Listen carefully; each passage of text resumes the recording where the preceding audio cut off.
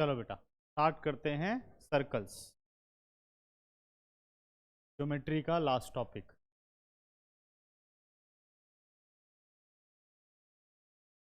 बहुत है और कितनी करेगा ज्योमेट्री, बहुत मन कर रहा है। दो टॉपिक हैं, करने को तो बहुत कुछ है भी, टॉपिक दो हैं। ये नहीं कि ज्योमेट्री इतनी ही है, सीआरटी के सिर्फ थोड़ी है। 10th के सिलेबस में तो बहुत कुछ है, ये दो टॉपिक हैं बस, अभी तो बहुत कुछ पढ़ना है। ठीक है ना। अब आते हैं बेटा सर्कल, तो 9th में भी हम पढ़ चुके हैं। हमें पढ़ना है टेंजेंट टू अ सर्कल। क्या पढ़ना है? Tangent to a circle. ठीक है। तो जैसे हमारे पास एक सर्कल है, ठीक है,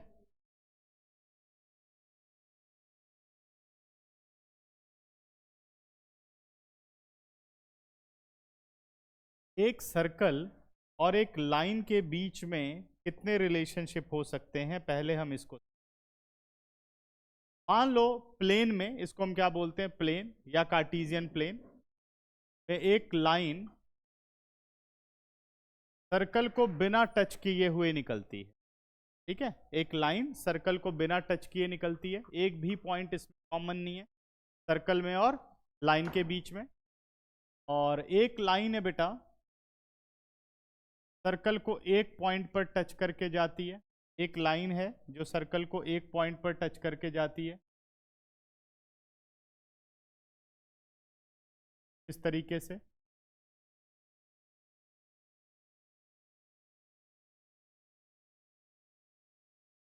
और एक लाइन है सर्कल को दो पॉइंट पर कट करके निकलती। ठीक है ना। इन तीनों लाइंस की जो सिचुएशंस हैं वो अलग अलग हैं और अलग अलग कंडीशन। पहली में कोई इंटरसेक्शन नहीं है, इससे रिलेटेड कोई भी कॉन्सेप्ट नहीं बनता। जब लाइन सर्कल को पॉइंट पे टच नहीं करती, कोई कॉन्सेप्ट नहीं बनता। दूसरे केस में अगर ये लाइन एल टच करती है सर्कल को एक पॉइंट पर, ये लाइन एल टच करती है सर्कल को एक पॉइंट पर, इस लाइन को बोला जाता है टेंजेंट लाइन। क्या बोला जाता है? Tangent line. और जिस पॉइंट पर ये इसको टच कर रही है को बोलते हैं पॉइंट ऑफ कांटेक्ट ऑफ। सही है। और जब एक लाइन सर्कल को दो पॉइंट पर कट करती है उसे हम बोलते हैं सीकेंट लाइन। क्या बोलते हैं उसे हम? Secant line. ये लाइन हमारी कौन सी सीकेंट लाइन? ये सर्कल को दो पॉइंट पर टच कर रही है, कट कर रही है या इंटरसेक्ट कर। ठीक है ना। तो हमें पूरे के पूरे चैप्टर में इस कॉन्सेप्ट पर काम करना है, यानी टेंजेंट टू द सर्कल, यानी टेंजेंट लाइन पे काम। ठीक है ना। और एक पॉइंट का जो पॉइंट ऑफ कांटेक्ट होता है सर्कल के साथ वो हमेशा यूनिक होता है। एक पॉइंट से एक ही टेंजेंट जा सकता है, इनफाइनाइट टेंजेंट्स नहीं जा सकते। समझ में आ रहा है? जरा सोच करके देखो, अगर आप टेंजेंट बनाना चाहो तो कोई जरूरी नहीं कि इस पॉइंट से कोई दूसरा टेंजेंट निकले। ठीक है ना, ये पॉसिबल नहीं है। ठीक है। ओवरलैपिंग तो सेम लाइन ही होती है ना, कोई नई लाइन थोड़ी बन जाती है। समझ में आ रहा है? तो पॉइंट ऑफ कांटेक्ट क्या होता है? एक लाइन का और एक सर्कल का यूनिक होता है। ठीक है ना। अगर हम पेयर ऑफ टेंजेंट की बात करें कि भाई एक सर्कल के कितने पेयर ऑफ टेंजेंट बन सकते हैं, पहले इसकी हम बात करें तो जब भी आप टेंजेंट टू अ सर्कल बनाएंगे, ठीक है ना, तो हमेशा दो ही पैरेलल टेंजेंट्स बनाए जा सकते हैं। जैसे एक ये बन गया, इसके साथ पैरेलल में इनफाइनाइट लाइनें नहीं बनाई जा सकती। तब इनफाइनाइट टेंजेंट्स नहीं बनाए जा सकते जो इस टेंजेंट के साथ पैरेलल हों। ठीक है ना। फाइनाइट टेंजेंट्स नहीं बनाए जा सकते जो इस टेंजेंट के साथ पैरेलल हों, या तो ये बनेगा या तो कहीं ये पैरेलल बन जाए। ठीक है। One pair of tangents are parallel. समझ गए? क्लियर हुआ? और बाकी बन इनफाइनाइट सकते हैं, लेकिन एक साथ पैरेलल में सिर्फ दो टेंजेंट रह सकते हैं अलग अलग पॉइंट। ठीक है। बाकी 9th के जितने भी कॉन्सेप्ट हैं वो भी इसमें यूज होते हैं 10th क्लास में, तो उनको अभी मैं लिख नहीं रहा हूं, हम क्वेश्चन के बीच में जब जब आता रहेगा उसको। समझ में आ रहा है? ठीक है ना। तो आ जाओ अब सबसे पहले थ्योरम नंबर 1 पर आ जाओ, थ्योरम 10.1, थ्योरम 10.1 पे चलते हैं।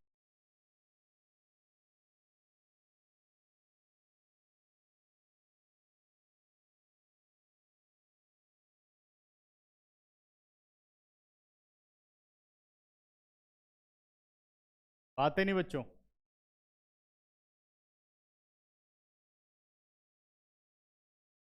ठीक है, तो 3 ही थ्योरम बेटा सिलेबस के अंदर है, एक ट्राइंगल में हो चुकी है और 2 अब आपको सर्कल में पढ़नी है।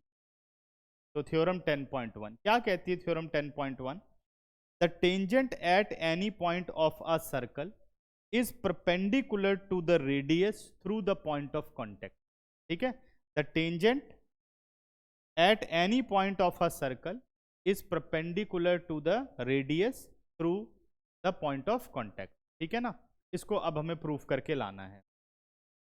तो ये हो गया हमारे पास सर्कल।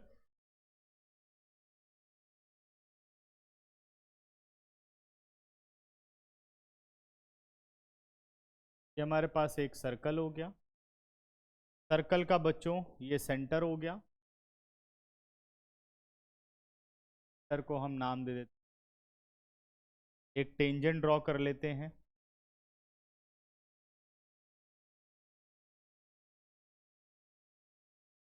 जो हो गया टेंजेंट टू अ सर्कल।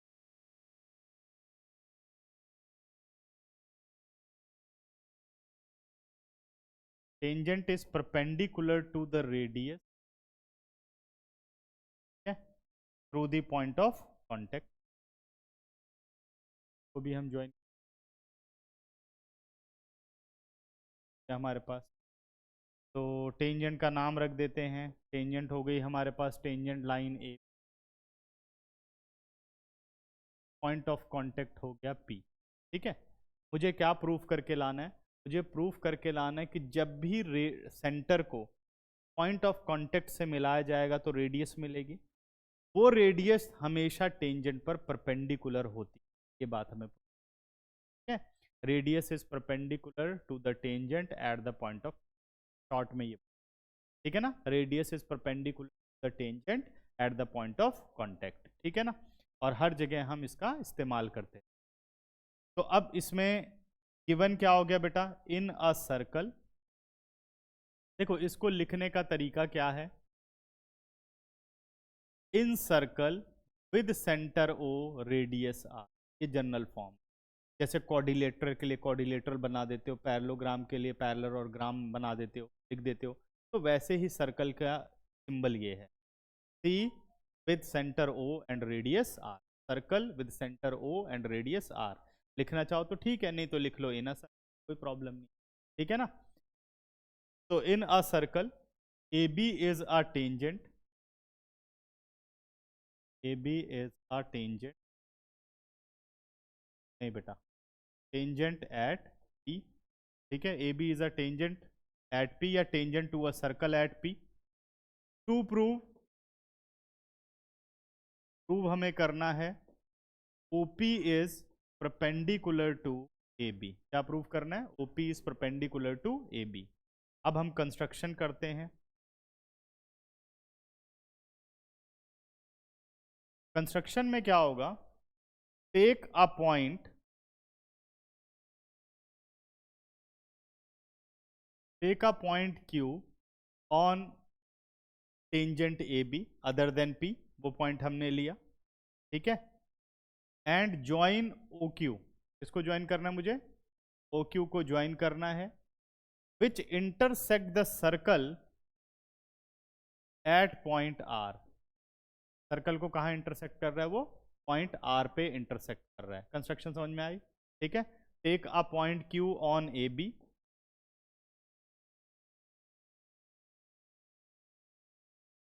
का पॉइंट Q ऑन AB, ठीक है, ज्वाइन OQ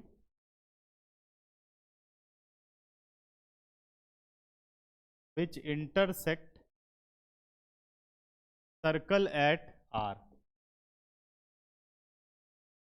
ठीक है, ये किस पे इंटरसेक्ट करता है? सर्कल को R पर इंटरसेक्ट करता है। ठीक है ना, अब बाकी के प्रूफ। अब आते हैं proof.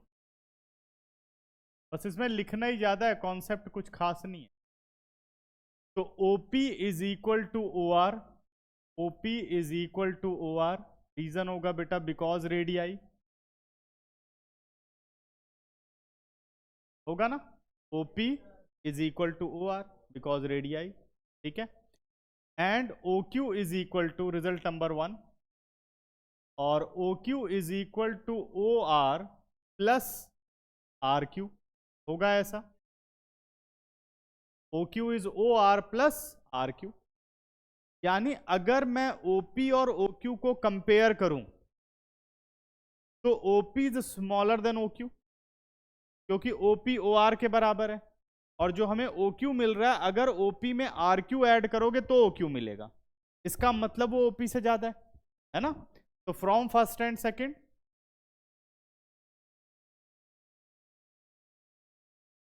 From first and second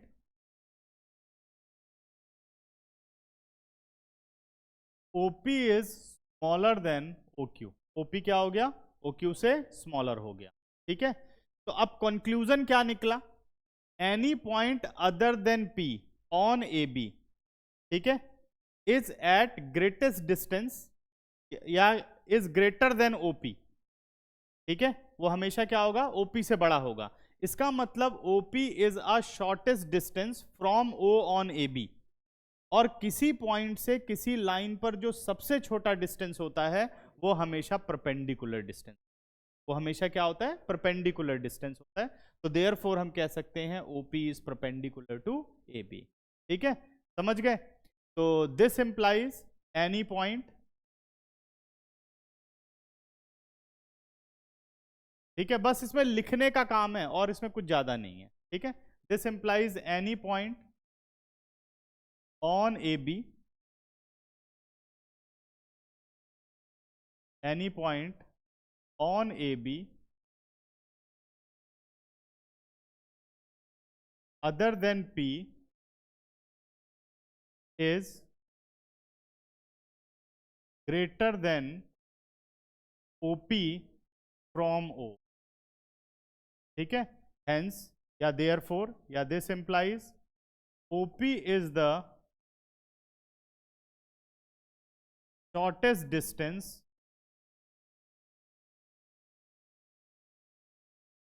from O on AB, ठीक है। Hence OP is perpendicular to, ये हमारी थ्योरम, ठीक है। किससे बेटा, सीनियर पेयर से, कैसे,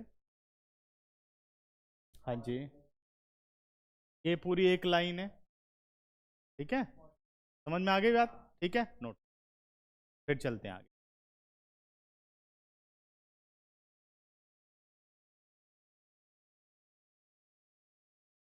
हाँ तो शॉर्टेस्ट ही तो बताना है, पहले परपेंडिकुलर नहीं था, हमें थोड़ी पता है। हाँ हाँ हाँ,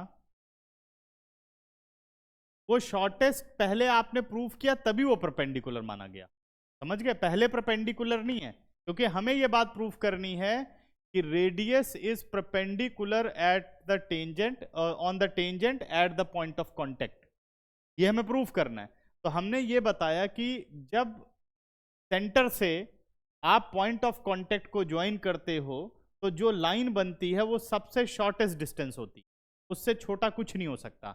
अगर वो सबसे शॉर्टेस्ट है तो वो यूनिक डिस्टेंस है, और कौन सा डिस्टेंस यूनिक होता है, परपेंडिकुलर डिस्टेंस।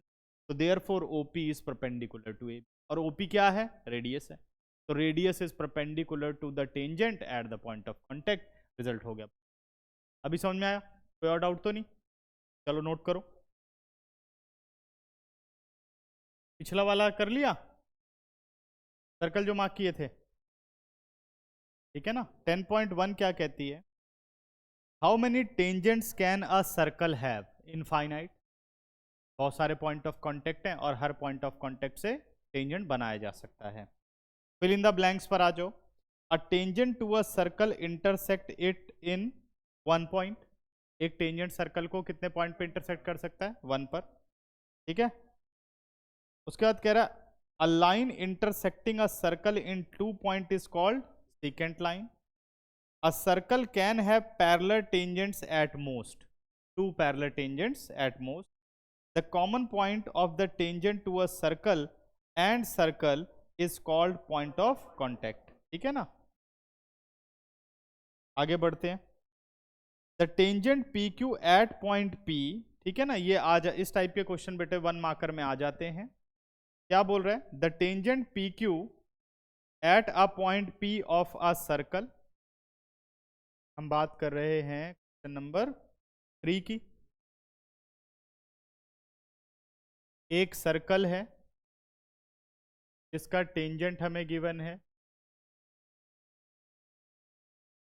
क्या बोल रहा है क्वेश्चन में? क्वेश्चन ये कह रहा है a tangent P Q at point P of a circle of radius 5 centimetre meet a line through the centre at point Q so that OQ is equal to 12 centimetre. तो length of PQ हमें निकालना है. तो सबसे पहले हम अपनी tangent line बनाते हैं. ठीक है ना, ये हमने एक टेंजेंट लाइन बना दी एट P. ये हो गई हमारे पास टेंजेंट लाइन. पॉइंट क्या हो गया? P. ठीक है, फिर से पढ़ता हूँ. अ टेंजेंट PQ, दूसरा एंड क्या होना चाहिए? Q. कैसे पता लगाया हमने कि P सर्कल पर होगा, Q बाहर होगा?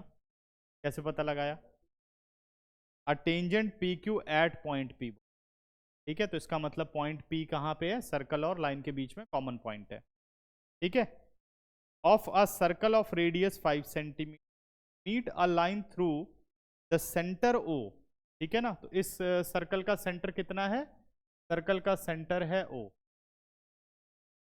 और एक लाइन OQ से सेंटर को मिलाती है. ठीक है, और ये हो गई हमारे पास रेडियस OP. करेक्ट है. आगे क्या कहता है? OQ is 12 centimetre. OQ कितने सेंटीमीटर है? OQ is 12 centimetre. आगे क्या बोलता है? Find the length of PQ, और रेडियस हमें कितनी दे रखी है? 5 सेंटीमीटर. यानी OP कितना हो गया बेटा? 5 सेंटीमीटर. ठीक है. हाँ, अब ये समझना है कि radius is perpendicular to the tangent at the point of contact. तो हाइपोटेन्यूज कौन साइड हुई? OQ है ना, 90 के सामने है. तो because OQ square is equal to OP square plus PQ square by Pythagoras theorem. Therefore OQ की वैल्यू कितनी हो गई? 12 स्क्वायर. OP कितना हो गया? 5 स्क्वायर. और PQ मुझे फाइंड आउट करना है. 12 का स्क्वायर हो गया 144. सीधे कर दो -25 is equal to PQ square. अब बेटा PQ square is equal to 119 आ गया. What about PQ? Root of 119, all unit in centimetre. तो ये भी किस में आ गया? सेंटीमीटर में आ गया. यानी option number D is correct option. आगे कहता है draw a circle of 2 lines parallel to the given line such that one is a tangent and other is secant to the circle. कोई जरूरी नहीं है, बना सकते हो, आते नहीं है. ठीक है ना, समझ गए? ड्रॉ करना है. ठीक. तो वैसे कंस्ट्रक्शन तो खत्म ही हो गई है. बाकी फिलहाल अगर इस क्वेश्चन को करना है तो कह रहा है एक लाइन होनी चाहिए सीकेंट, एक होनी चाहिए टेंजेंट, और वो लाइनें होनी चाहिए पैरेलल. ये कह रहा है क्वेश्चन में. देखो कैसे करते, कैसे इसे आपने क्या करना है. सबसे पहले टेंजेंट लाइन बना लेनी है. ये मैंने टेंजेंट लाइन बना दी.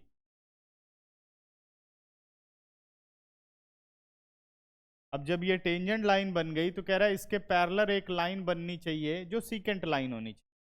तो हम क्या करेंगे कि इस पॉइंट ऑफ कांटेक्ट से सेंटर से जाते हुए एक लाइन खींच देंगे. यहां कहीं रोक लेंगे उस लाइन को. 90 डिग्री पर है ये, है ना, 90 डिग्री है. अब आपको क्या करना है? यहां पर कंपस रखना है. ठीक है, तो हम ले लेते हैं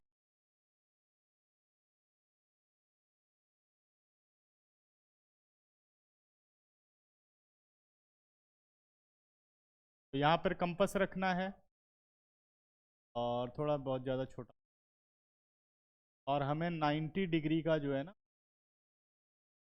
एक एंगल बना दे.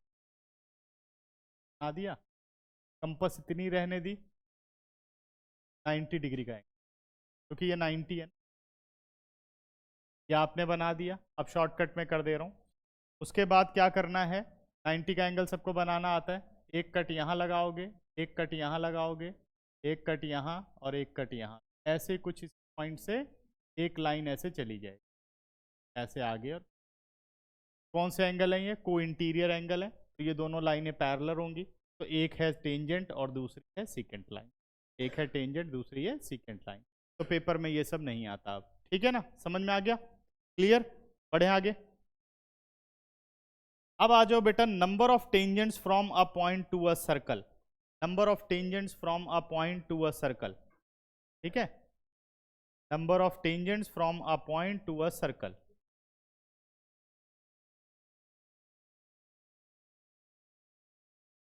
Number of tangents from a point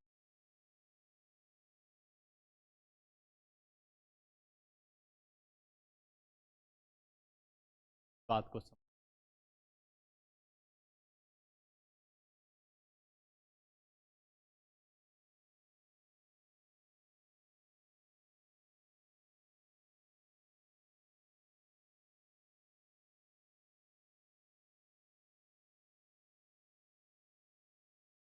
अगर हम सर्कल की बात करें बेटा, तो सर्कल क्या करता है, प्लेन को तीन पार्ट में डिवाइड करता है। एक पार्ट होता है इनसाइड ऑफ द सर्कल, दूसरा होता है ऑन द सर्कल, और तीसरा होता है आउटसाइड द सर्कल, ठीक है।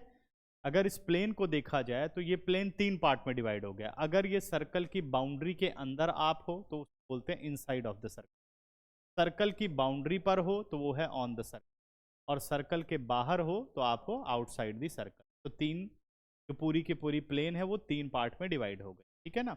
अब इसने ये बोला है टॉपिक में कि number of tangents from a point to the circle, कितने टेंजेंट बनाए जा सकते हैं एक पॉइंट से जो कि सर्कल से रिलेट करता हो। तो सर्कल से रिलेट करने के लिए पॉइंट में तीन सिचुएशन है। पहली सिचुएशन तो ये है कि वो पॉइंट क्या पता सर्कल के अंदर हो, दूसरी सिचुएशन है कि क्या पता वो पॉइंट सर्कल पर हो, और तीसरी सिचुएशन है कि क्या पता वो पॉइंट सर्कल के बाहर हो। तो तीनों सिचुएशन समझते हैं। ये हो गया बच्चों सेंटर ऑफ द सर्कल, सही है। तो इधर सेंटर ओ को भी मैं मार्क कर देता हूं सेंटर ओ, और इसे भी मैं मार्क कर देता हूं सेंटर ओ। यहां तक समझ में आ गया, ठीक है ना। अब मान लो कोई भी एक पॉइंट पी है जो सर्कल के अंदर है, इनसाइड द सर्कल। यहां से मुझे स्ट्रेट लाइंस बनानी होंगी, तभी मुझे पता चलेगा कि कितने टेंजेंट बन सकते हैं। देखो एक लाइन मान लो मैंने ये बना दी, कितनी भी कोशिश कर लूं, एक लाइन ये बना, एक लाइन ये, एक लाइन ये, कितनी भी कोशिश कर लूं, इस पॉइंट से कभी भी कोई टेंजेंट नहीं बने। अगर इनसाइड पॉइंट है तो टेंजेंट पॉसिबल नहीं है, ठीक है ना। अगर पॉइंट बेटा ऑन द सर्कल है, अगर पॉइंट ऑन द सर्कल है, जैसे मान लो ये पॉइंट पी हो गया, तो कितने टेंजेंट पॉसिबल है, मतलब टेंजेंट कितने पॉसिबल है, क्या रिलेशन है, मतलब there is one possible tangent, ठीक है ना। तो ऐसे केस में एक लाइन बन सकती है और वो लाइन यूनिक होगी, और उस लाइन को हम कहेंगे कि वो टेंजेंट लाइन, सही है ना। तो कितने टेंजेंट बन सकते हैं, अगर बाहर पॉइंट है तो एक टेंजेंट बन सकता है। यहां नंबर ऑफ टेंजेंट्स क्या हो गए, पहले वाले में नंबर ऑफ टेंजेंट्स,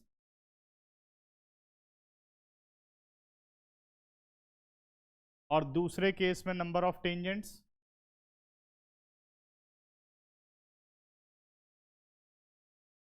अब आते हैं तीसरा केस। तीसरा केस कह रहा है कि अगर पॉइंट है आउटसाइड दिस, मान लो ये पॉइंट पी है, तो यहां से कितने टेंजेंट बन सकते हैं, ध्यान से देखो, एक ऐसे टेंजेंट जा सकता है और एक ऐसे जा, क्या इसके अलावा कोई टेंजेंट बन सकता है ना। ये पॉइंट ऑफ कांटेक्ट हो गए ए, और ये पॉइंट ऑफ कांटेक्ट हो गए। तो अगर इस केस में नंबर ऑफ टेंजेंट्स की बात की जाए तो नंबर ऑफ टेंजेंट्स, तो दो पॉसिबल टेंजेंट बनते हैं, ठीक है ना, करेक्ट। तो अगर पॉइंट इनसाइड द सर्कल है तो 0 number of tangent, on the circle है तो 1 टेंजेंट, और आउटसाइड द सर्कल है तो 2 पॉसिबल टेंजेंट। ठीक है ना, पहली बात ये थी। इसके बाद बेटा थ्योरम 10.2 पर आइए। थ्योरम 10.2 कहती है the length of the tangent drawn from the external point to a circle are equal. The length of tangents drawn from the external point to the circle are equal. ठीक है ना, ऐसे tangent जो external point से बनाए जाते हैं दोनों की लेंथ होती है बराबर। तो एक्सटर्नल पॉइंट से कितने बन सकते हैं, 2 बन सकते हैं। तो इन दोनों टेंजेंट्स की लेंथ क्या होनी चाहिए, इक्वल होनी चाहिए। ये बात हमें प्रूफ करके लानी है। ठीक है ना, समझ में आ गया सबको। ये हमारी सेकंड थ्योरम है, और ये थ्योरम भी एक इंपॉर्टेंट थ्योरम। ये हो गया सर्कल जिसका सेंटर हो गया O, ठीक है, और बाहर हम एक्सटर्नल पॉइंट ले लेते हैं P। ये हमारे पास एक्सटर्नल पॉइंट हो गया P। P से हमने टेंजेंट्स बनाए, pair of tangents.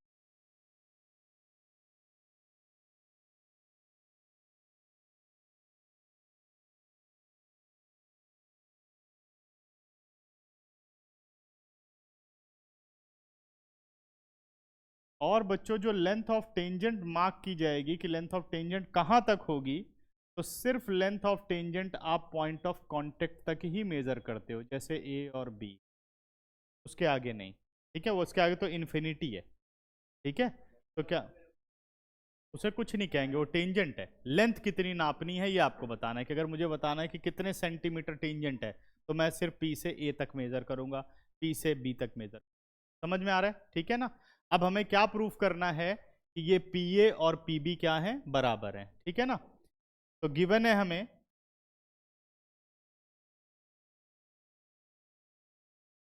In circle with centre O and radius R, P A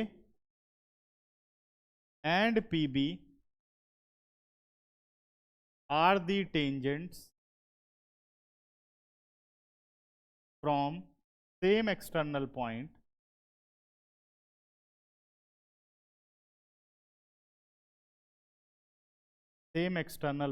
P. To prove हमें करना है PA is equal to, now construction।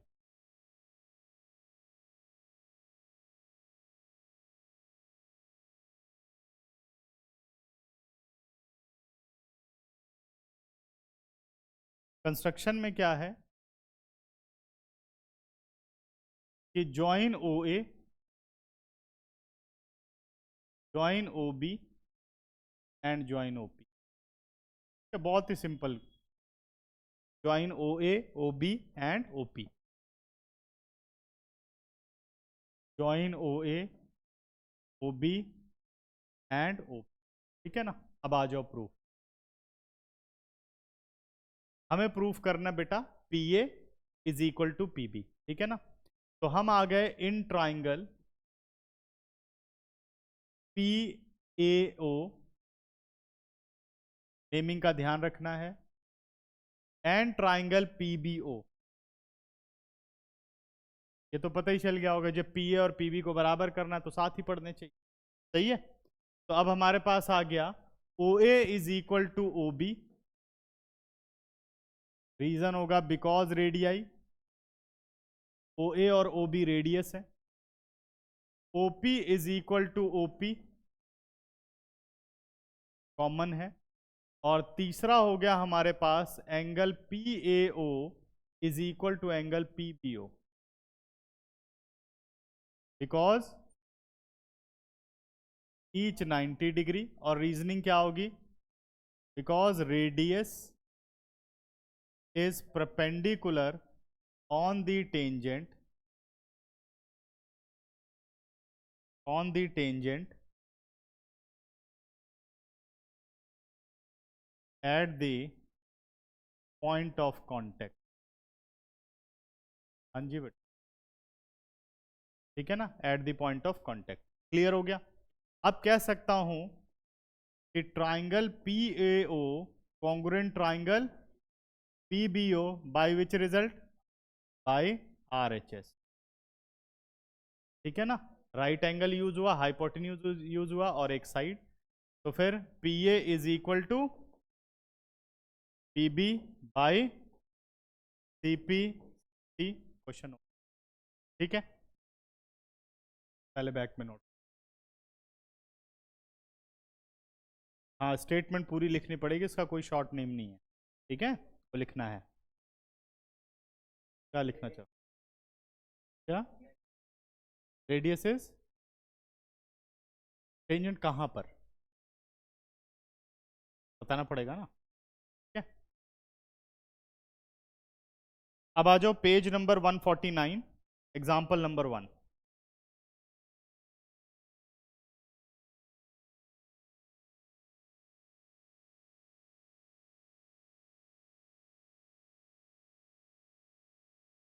First example कह रहा है बच्चों कि प्रूव दैट, इंपॉर्टेंट है ये, prove that two concentric circles, ठीक है, the chord of the larger circle which touches the smaller circle is bisected at the point of contact।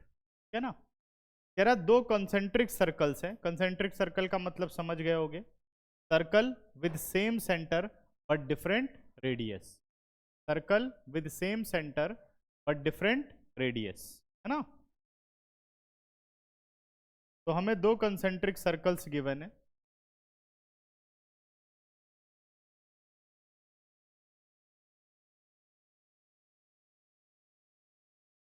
तरीके से, ठीक है, और बड़ा,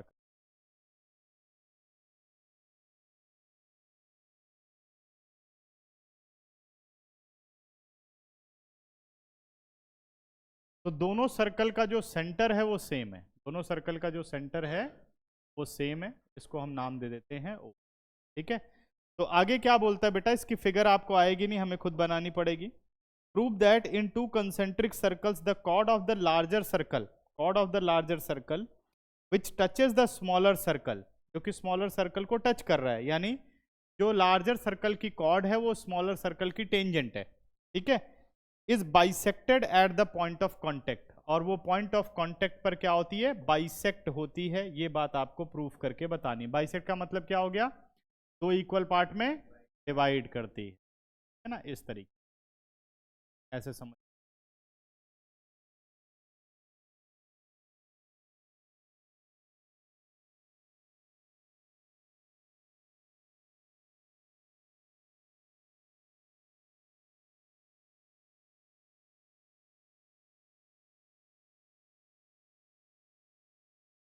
ठीक है, तो इसको रख देते हैं हम,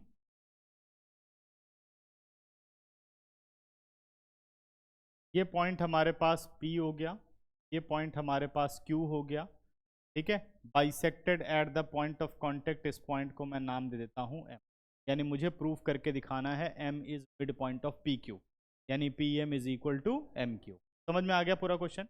ठीक है ना, एक बार और पढ़ लो, इंपॉर्टेंट है ये क्वेश्चन, आते हैं इस टाइप के क्वेश्चन। गिवन है बेटा हमें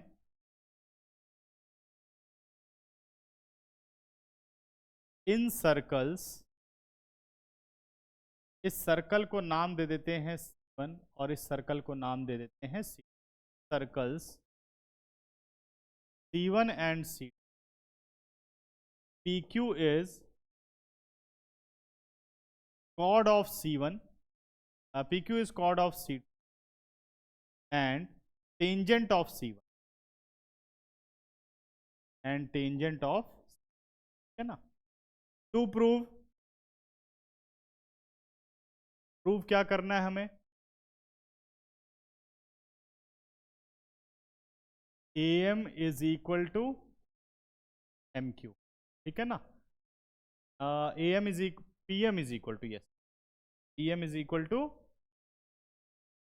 prove PM is equal to M। सही है, अब आ जाओ बच्चों कंस्ट्रक्शन, बिना इसके काम होगा नहीं। जैसे ही टेंजेंट की बात आ जाए, ये अगर पेयर ऑफ टेंजेंट है तो थ्योरम 2 है, और पेयर ऑफ टेंजेंट नहीं है, एक सिंगल टेंजेंट है, तो समझ जाओ पॉइंट ऑफ कांटेक्ट का कॉन्सेप्ट लगने वाला। और उसके लिए क्या चाहिए, रेडियस। यहाँ रेडियस नहीं है तो कंस्ट्रक्शन, ठीक है ना। तो कंस्ट्रक्शन क्या होगी, ज्वाइन ओ एम, ठीक है। अब जैसे मान लो पेयर ऑफ टेंजेंट बोलेगा तो लेंथ ऑफ टेंजेंट की बात बोलेगा। अगर सिंगल टेंजेंट बोल रहा है, पॉइंट ऑफ कांटेक्ट बोल रहा है, तो वो तभी कोई रिलेशन ला पाएगा जब उसके साथ रेडियस आएगी। तो रेडियस यहाँ है नहीं, तो हमें क्या करना है, ज्वाइन करना है। तो किस पोर्शन में आ गया, कंस्ट्रक्शन में आ गया। तो कंस्ट्रक्शन क्या कहती है, ज्वाइन ओ एम। कंस्ट्रक्शन कहती है ज्वाइन, तो हम इसको कर लेते हैं, ठीक है ना। ओ एम को हमने कर, अब आ जाओ प्रूफ पर। प्रूफ में बात करें बेटा तो इन सर्कल C1, इन सर्कल C1 में पहले हम डिस्कशन कर लेते हैं। तो सर्कल C1 की अगर मैं बात करूं तो OM is perpendicular to PQ, ठीक है ना। OM is perpendicular to PQ। ऐसा क्यों होगा, है ना, 10.1 थ्योरम, बट स्टेटमेंट याद रखो, because radius is perpendicular to the tangent at the, ठीक है, the tangent at the point of contact, the tangent at the point of contact. वैसे भी ये शॉर्ट में ही मैंने कर दिया है, point the tangent at the point of contact, ठीक है ना, परपेंडिकुलर आ गया। अब आ जाओ सर्कल C2 पर, इन सर्कल C2, इन सर्कल C2। अब C2 में बात करें बेटा तो perpendicular from the centre bisect the chord, perpendicular from the centre bisect the chord, ये बात 9th क्लास में हमने पढ़ी, ठीक है। तो because OM perpendicular to PQ, PQ is chord of the circle, therefore PM is equal to MQ, because perpendicular from the center,